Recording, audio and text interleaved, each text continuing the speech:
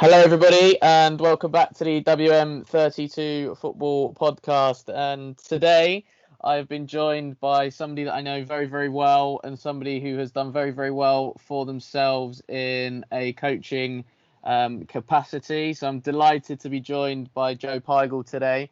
Joe, great to have you on with us today and you sharing your experiences and whatnot from a coaching perspective. Just tell us a little bit about the role that you do currently. Yeah, thanks for having me on, Wes. So at the minute, I'm just a coach out in the community at Martin White Football Factory.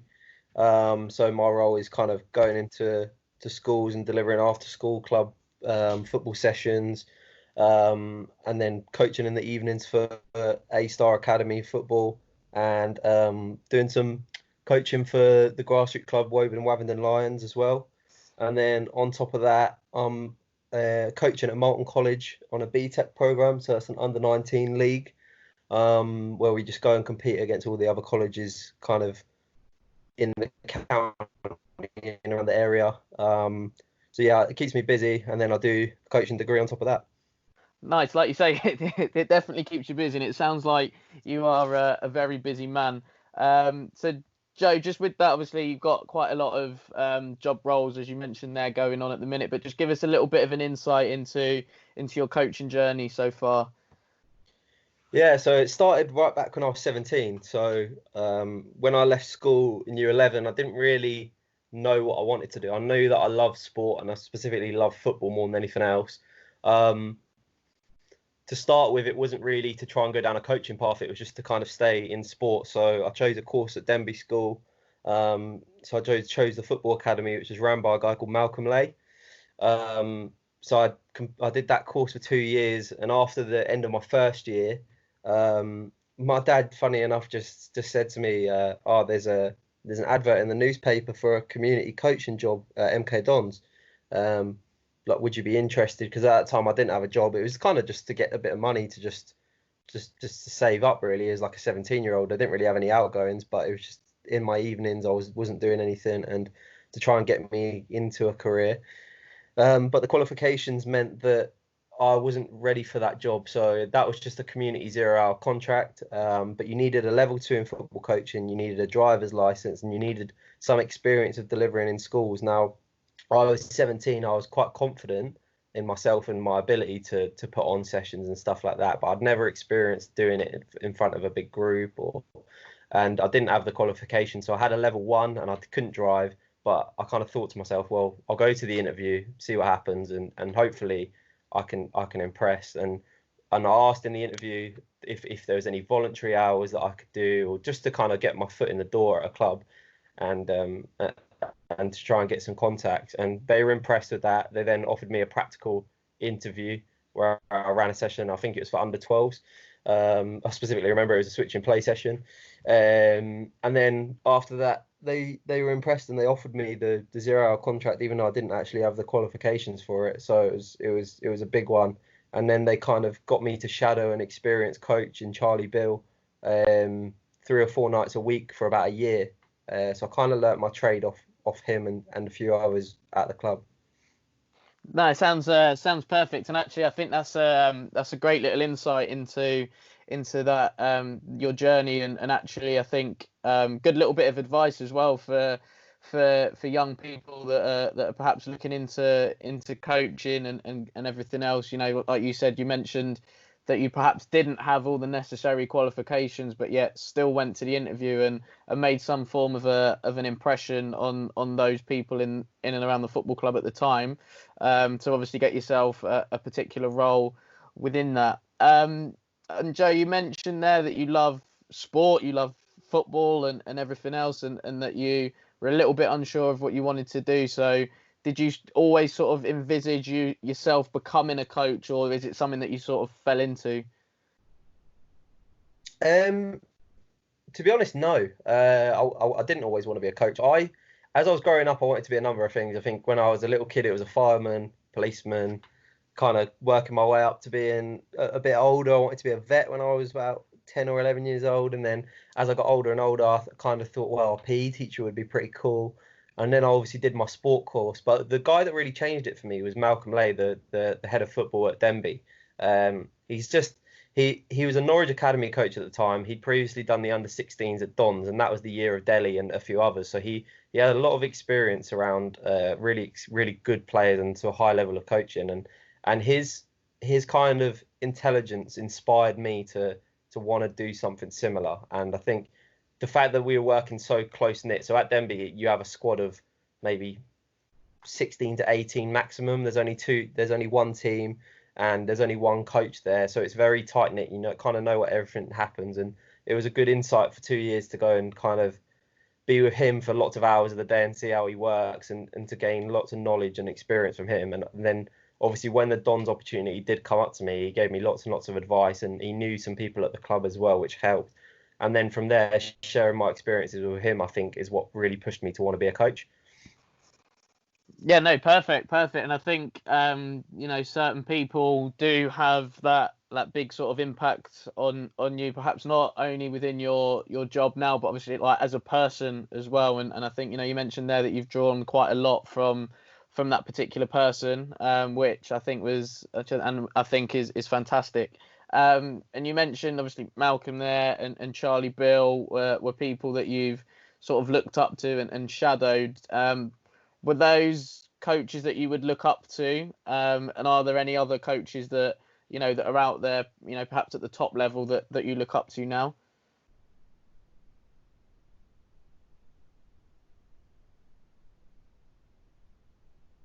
Hello? Hello, mate. I think we lost you for a minute there. I was just wondering, obviously you mentioned a couple of different coaches there within your journey. Malcolm, Charlie Bill, and whatnot. Are those guys that you'd say that you looked up to as a coach? And are there any other coaches at the top level that you look up to as well? Yeah, massively. I think the help from originally, I don't know whether you've ever met him at your time at Don's Wes, but Balvinder was one of the main people for me because he was the guy that kind of put an arm around me and showed me my trade and put a bit of trust in me in terms of he took the interview and he was the one that kind of allowed me to learn with them, because he could have easily just shut me out as a 17-year-old and gone, no, you're not experienced enough. But he actually saw the potential, which I really appreciated. So he was definitely a big one. And then pairing me up with Charlie, I mean, Charlie was probably only 20 years old at the time. I mean, he's gone to do bigger and greater things now. I think he helps to head up a football program at MK College, as well as taking the ladies' first team at Dons. But at the time, he was just kind of, like a community coach I think he was on an apprenticeship at the time, but he was a lot more experienced than me. And he kind of showed me what you can and can't do in coaching and a few different ways. And the way he dealt with kids, I thought was fantastic. And I probably took a lot from him. And then, as well as Malcolm, as I previously spoke about. And then later on down the line, as I got more involved in the club, there was lots and lots of coaches that I think I learned from. So I think one of the biggest ones was James Honeyman.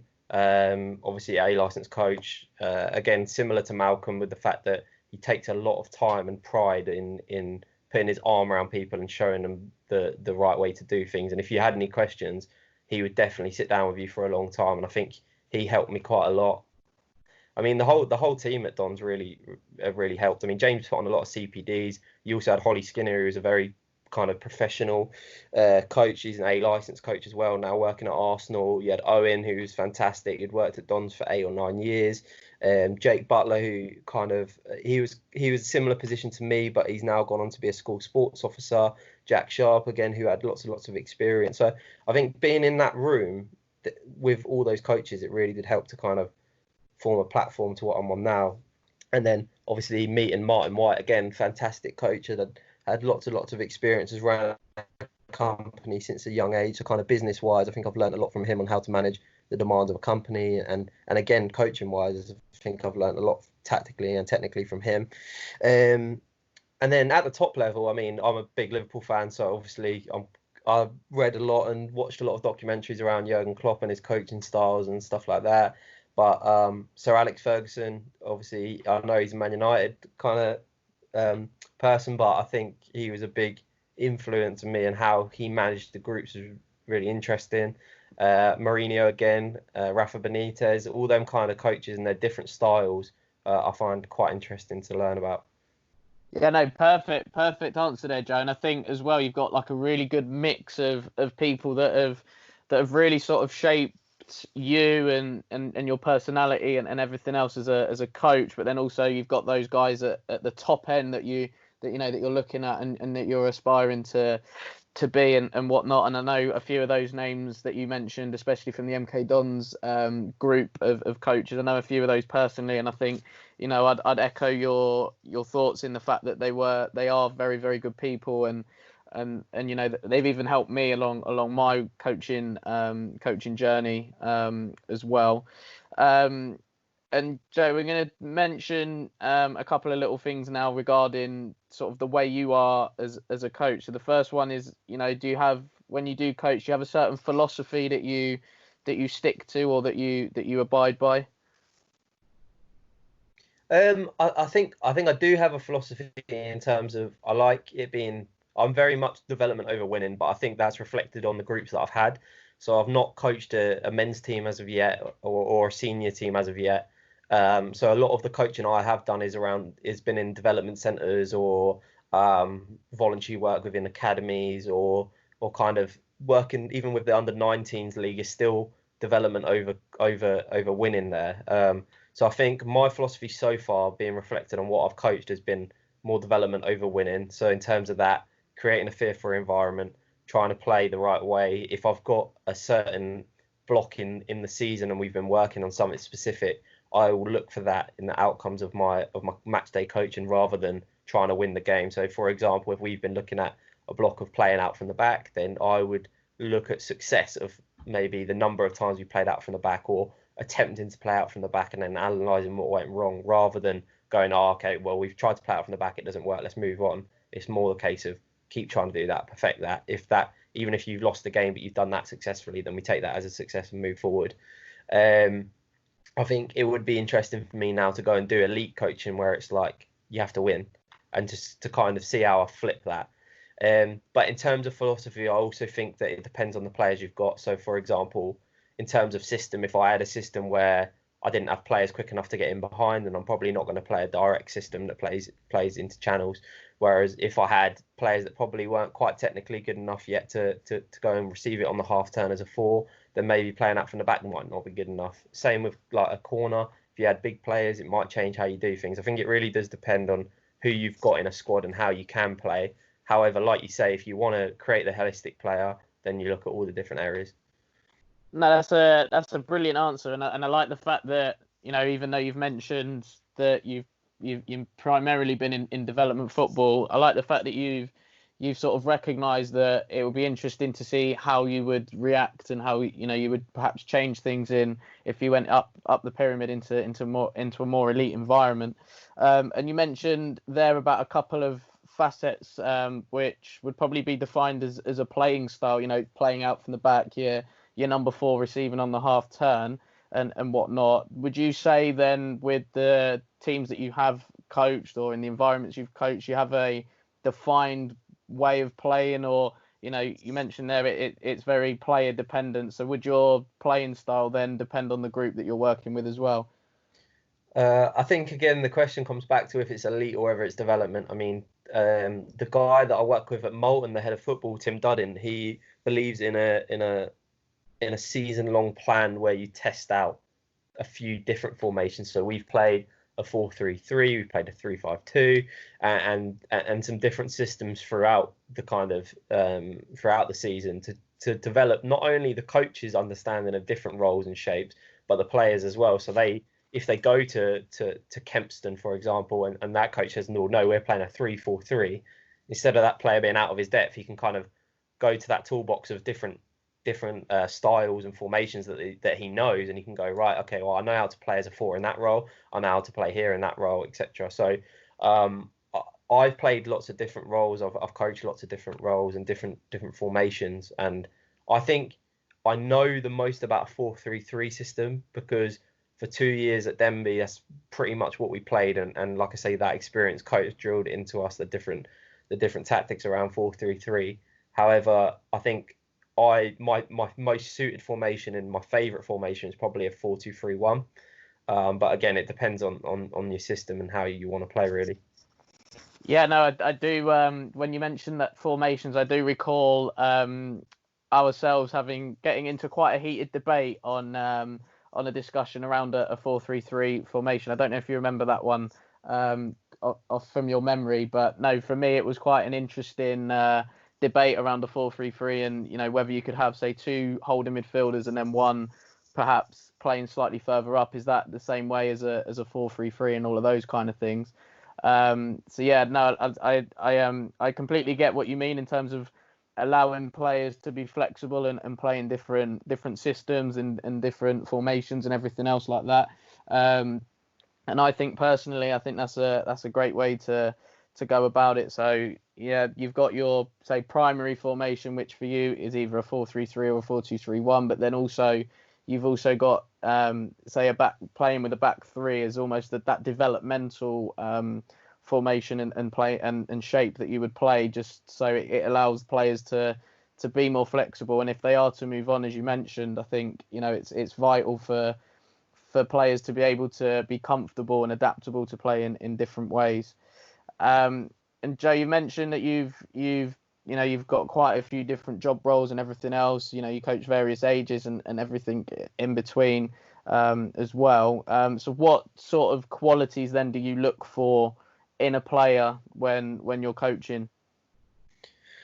That's a good question. I mean, I personally think at my stage of development as a coach, I've not found the complete answer to that in terms of what do you look for in a player. I think there's lots of different things you look for, but the first thing I look for is the personality of the player. I mean, if you've got a character that will work hard for you, they'll listen, and their coachability is a really big thing. So I've worked with some really good players at Molten, but sometimes they can be almost semi-professional level, and you're confident they're going to go into that environment, but you'll coach them something and it takes them a long time to switch on and understand, and some players aren't as technically good, but actually their coachability is fantastic, and they listen and they learn things quickly, and they implement things to their game, and they've got kind of that attitude of, well, if it goes wrong, I'll do it again until I'm good at it.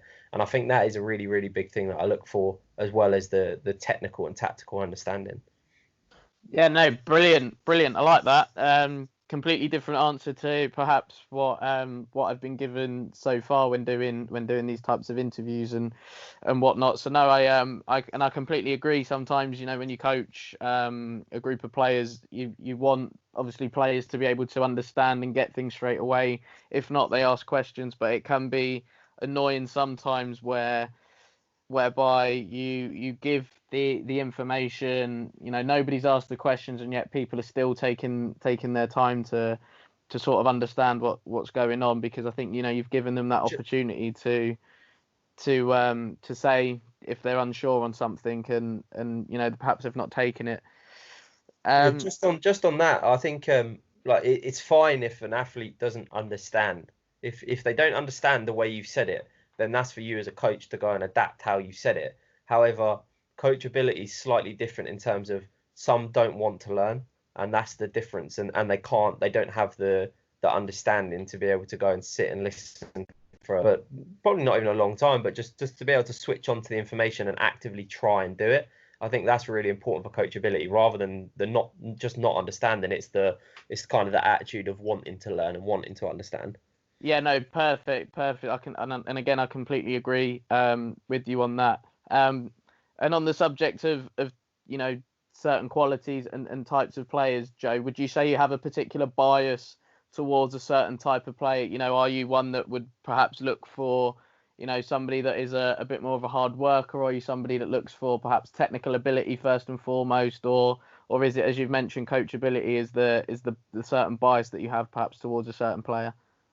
I think for me, in a squad, you need all of those things. So you need some really technical players that are gonna create. You need some fast, explosive players to get in behind. You need some tactically brilliant players to kind of understand the game and to try and work out how they're going to break down some solid defenses. But I think it's really important that as a coach you're open to all of them, because if you kind of as a coach only like hardworking players, then are you going to get the technical stuff? Maybe, maybe not. If you don't like kind of players that play direct, then do you only have one system? Are you then adaptable when things don't go right in the way you're playing? So for me, I'm quite open. I think traditionally as a player growing up, I liked the hard working player. I mean, I was a defender and a left back for a long time that kind of wasn't the most technically gifted player in the world, but worked really hard. That was probably drummed into me from my dad, who's similar. But I think as a coach, as I've got a bit more educated in the sport, I think it's really important to be open to all kind of different playing styles. Yeah, no, brilliant, brilliant. And I like the fact as well that you've mentioned that within a group, you almost have to have one of each, and trying to be open-minded with seeing those different qualities in players. I like that, because I think as coaches you can get quite bogged down with having a bias towards a certain type of player, and stuff like that. So no, brilliant answer. Joe, then just with your own sort of personal development and yourself moving forward, are you looking to gain any more coaching qualifications, or are you happy with the level that you're at currently? I don't think I'm ever going to be happy with what level I'm at. I think if I get to the top level and I'm coaching at an elite level and I'm a UEFA and etc., I still don't think I'll be happy. I'm just one of them people that always kind of looks into the future. But I mean, at the minute, I'm a level 2 coach with probably 4 or 5 years experience in the sport. On my last year of my degree in coaching and performance, which hopefully with a bit of luck will all be sorted over the next month or so. So then for me, really, it's kind of digging back into the experience side of it and trying to get a B license qualification where I can. It's very, very hard to get on them at the minute. You need to be working with 11-a-side teams, which obviously, as we've explained, that I do on a regular basis. So I kind of fit the criteria for it, but it's just trying to get lucky and get on that. And then from there, I think again, it's rather than qualifications. I do believe in qualifications, and I think they're important because they teach a lot. But I think a big thing is experience and trying to get a contact list of as many people as you can, and really getting yourself out there and kind of getting stuck into your coaching. I think that's the best thing that experience point of view can give you. I think I obviously went to a working environment before going to university, for example. So I did university whilst working, but for the first 2 years of my coaching journey, I didn't do that, and I think it did help because I had a base of understanding before I got the qualifications. And I do think that no qualification is going to kind of give you the same quality as experience of coaching will give you.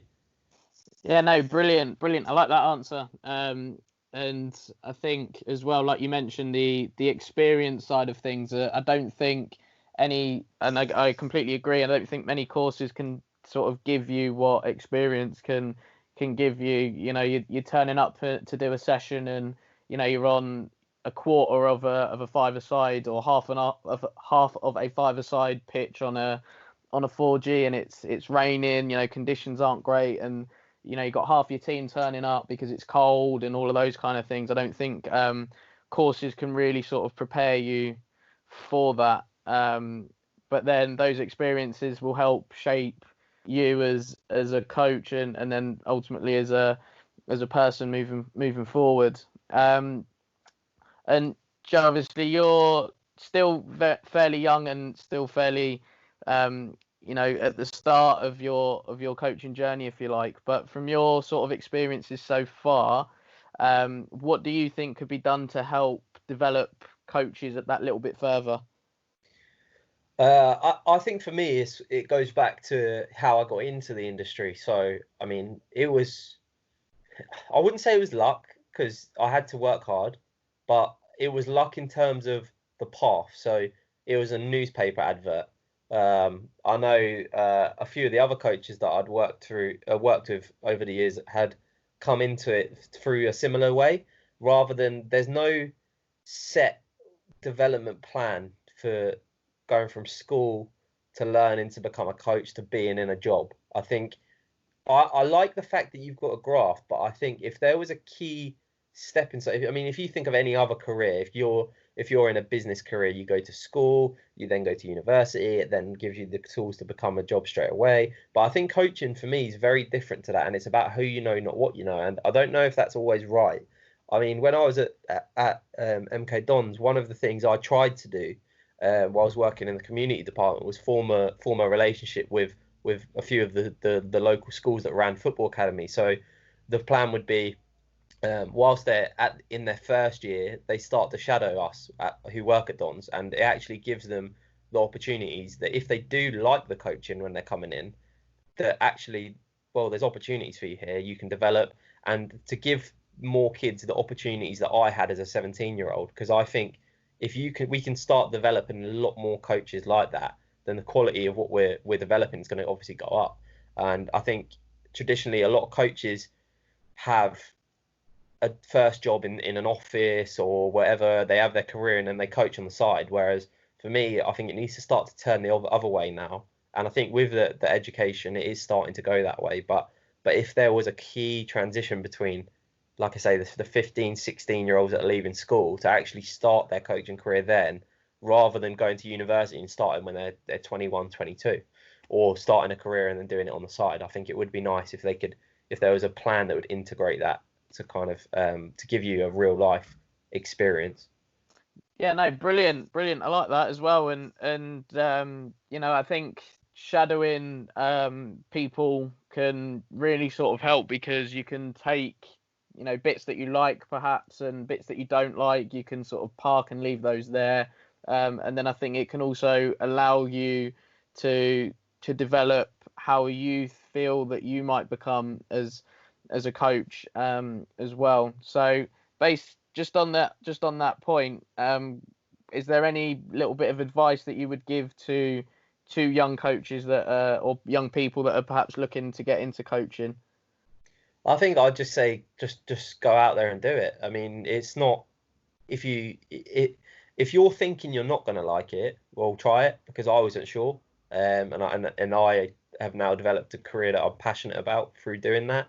But also, I think as a 17-year-old, it's quite daunting, even if you're delivering to children. I think sometimes it's like, well, there's 15 children and they're not going to listen to me and stuff like that. But you'd be surprised how much of a role model you are at the age of 15, 16. Like, I mean, as soon as you're wearing a kit or you're in charge of a session, you have that autonomy. And I think even personally as a 17-year-old, I didn't realize that until the last couple of years, that actually, no, they will listen to you because you're in charge of the session, and either parents are paying to come here, or they're good enough to be in this situation and they want to learn.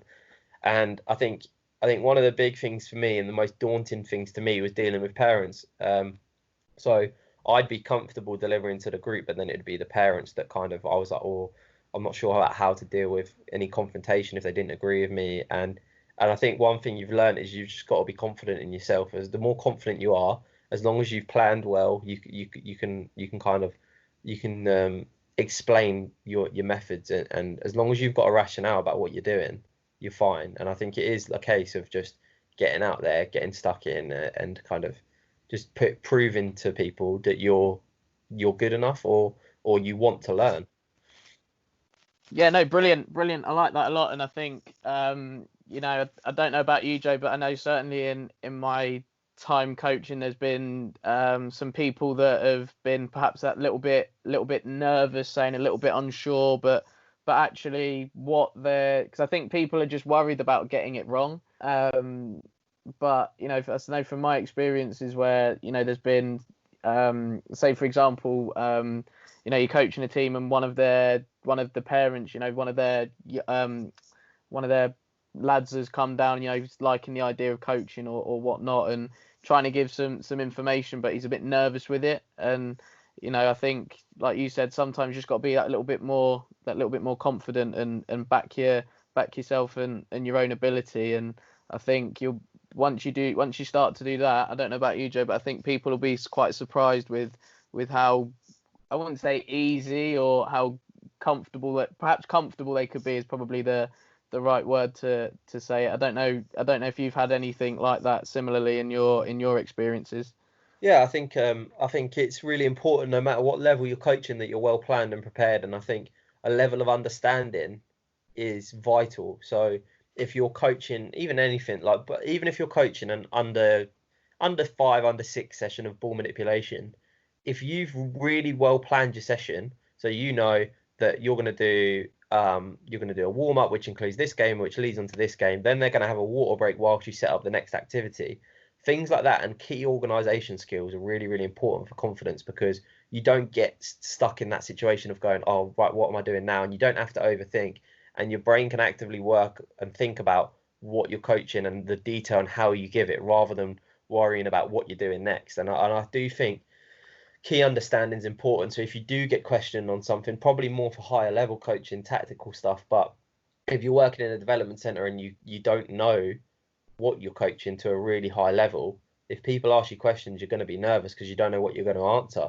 However, if you've read up on it and you're confident of the topic and you understand a lot, I don't know about you, Wes, but I read up on football a hell of a lot, so I always know about the topic that I'm going to coach inside out before I do it. And that way, if there is parents that ask questions, then I can give them answers, and I'm confident enough to kind of prove them wrong if they go against my theories. Yeah, no, and I think as well, you make a good point of researching that topic area before. I think some certain times as coaches, you can get sort of stuck into a bit of a rut, if you like, and a bit of a routine of delivering sort of the same sessions all the time and whatnot. So yeah, I think it's key to sort of just perhaps have a bit of a read around and maybe watch some videos or something, and you might find something that little bit different, but you'll still get your topic aims and your session aims out and stuff like that. But unfortunately, Joe, we are out of time. I wish we could go on a little bit longer, but unfortunately we can't. And it just leaves me to thank yourself for coming on to the podcast today. Guys, we're also on Spotify, so give us a follow on there, WM32Football. If you would like to get in touch and share your coaching journey or anything else like that, then please get in touch with us on our social channels, again at WM32Football for those. And this will be on YouTube as well. So give us a like, comment on this video, on this particular video, and make sure you subscribe to the channel. Joe, thank you very much for your time today and coming on and sharing your experiences and journeys within coaching. More than welcome, no worries. Cheers, thank you.